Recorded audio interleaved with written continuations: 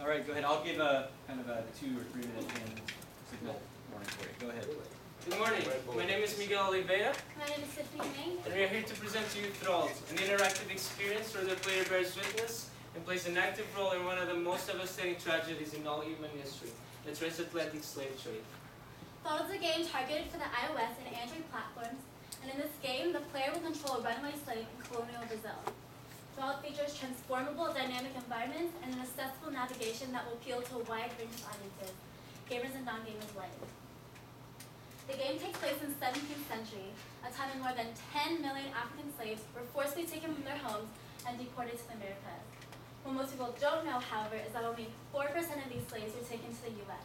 But it is estimated that between 30 and 50% of those slaves were actually enslaved by the Portuguese, which incidentally happened to be my ancestors.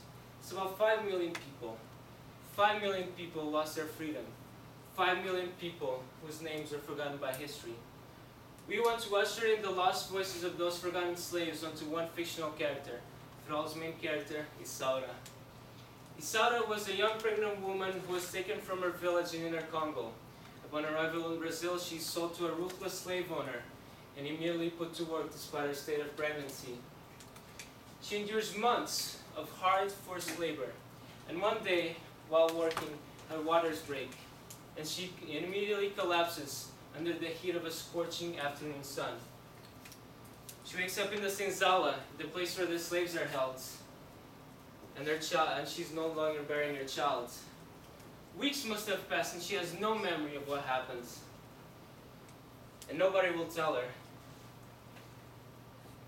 She has nobody to turn to. She's alone. Eventually, the thought of losing her child consumes her, and she goes crazy. One day, she learns a lead about her son's whereabouts, and in a complete state of lunacy, she ventures into the Brazilian wilderness in a desperate effort to find her lost child.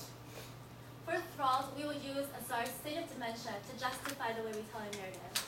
So everything the player sees is not a typical regular world. We see Asar's perceived and sort of twisted reality.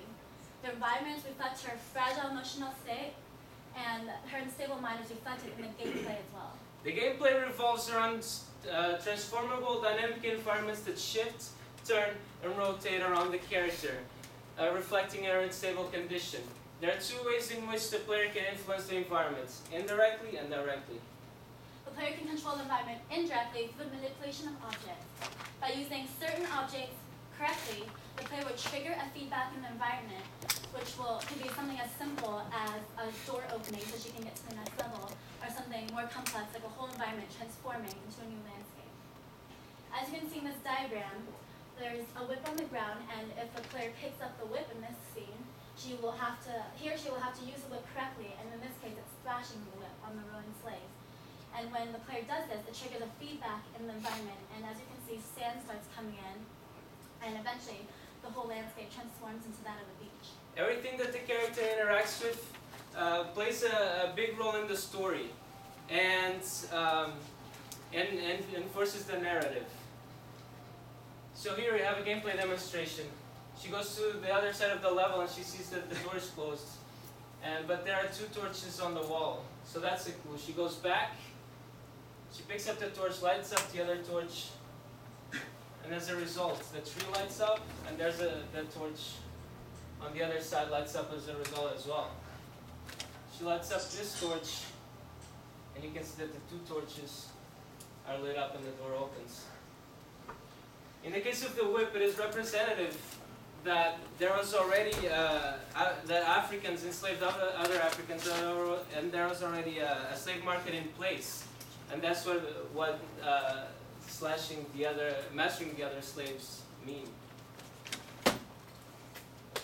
The other way that the player can influence the environment is by switching the mobile device's orientation from landscape to portrait or vice versa.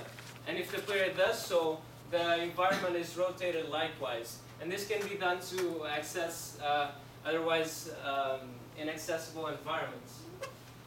Here we can see another gameplay demonstration. Isaura is in the bottom of a slave ship, and as you can see, there's no place to go except for that hole in the ceiling.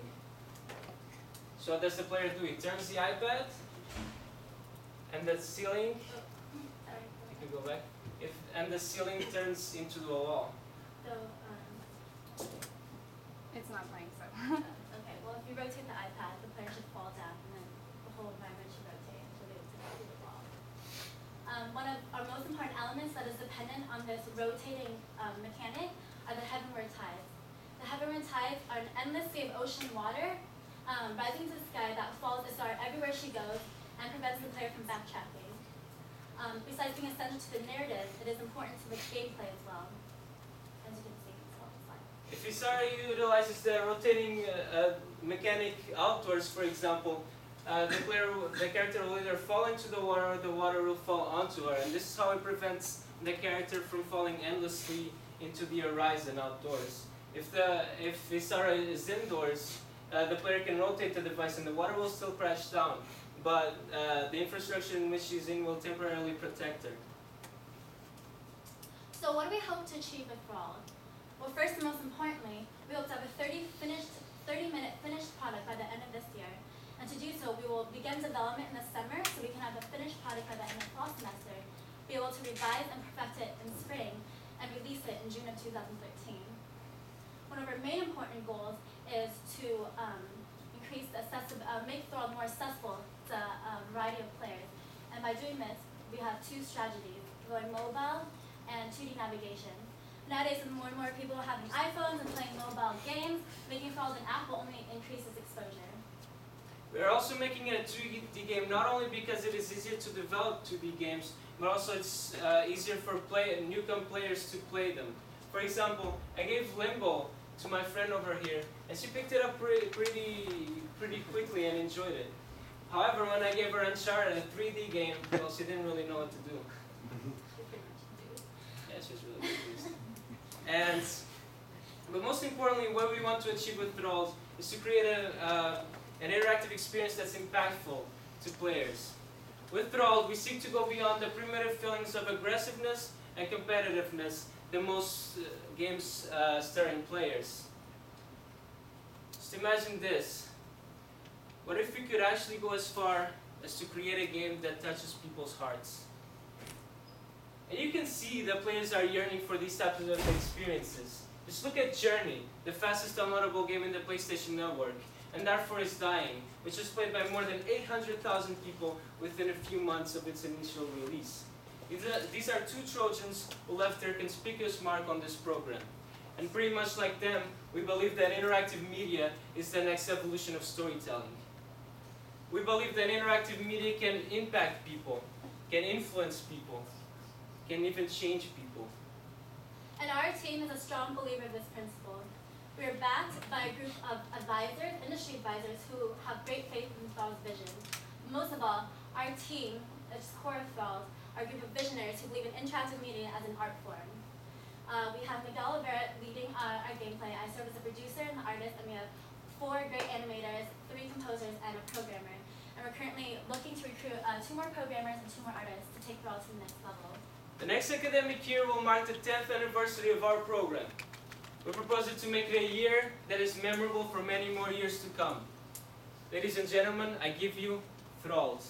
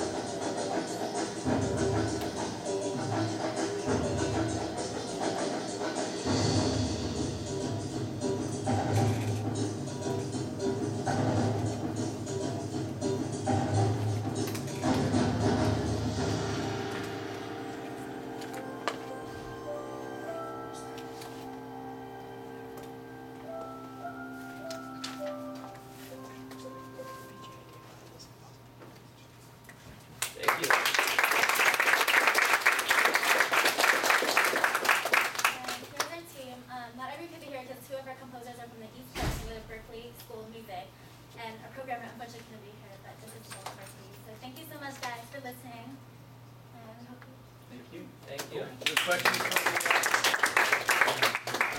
Sure. Go ahead.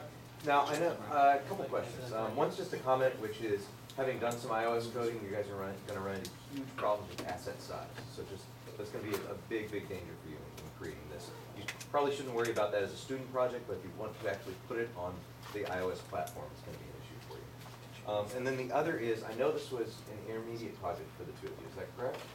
Just Or- for me actually. For you? But they're all in the team at Okay, that time. okay. So can you tell us a little bit about sort of where the project is now and the difference between that and where you want to go with the project? Because it's not clear from your presentation where it is right now.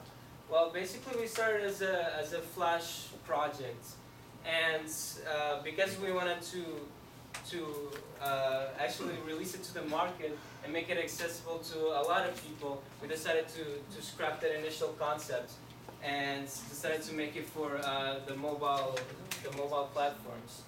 And well, basically that's about it. We came up with the idea to rotate the device as the main mechanic because we wanted to utilize as many of the features of the mobile devices as we could to convey our story. But how far have you gotten with the current prototype that you're working on? Like, is it a 5-minute experience or is it like? It's about a 5-minute experience. Okay, cool, thank you. My question What for technology? me is, so, having made a lot of adventure games, this game has a lot of adventure game touch points along with mechanics. Like, what do you anticipate your design process? Figuring out puzzles and story flow and things like that. You gonna do that over the summer? Or are you gonna do that? When would you say you'd have a final design for those 30 minutes of play? It's going to be sort of an iterative process. We're going to begin development in the summer, as we have said, and we're pretty much going to, I would say, flesh out a main plan in the beginning with our core team, and then just sort of figuring out what works and what not, and test everything out during the summer so we're fully prepared when the class actually begins. What technology are you guys using? We're planning to use Unity. All right, great. Thank you very much. Thank you.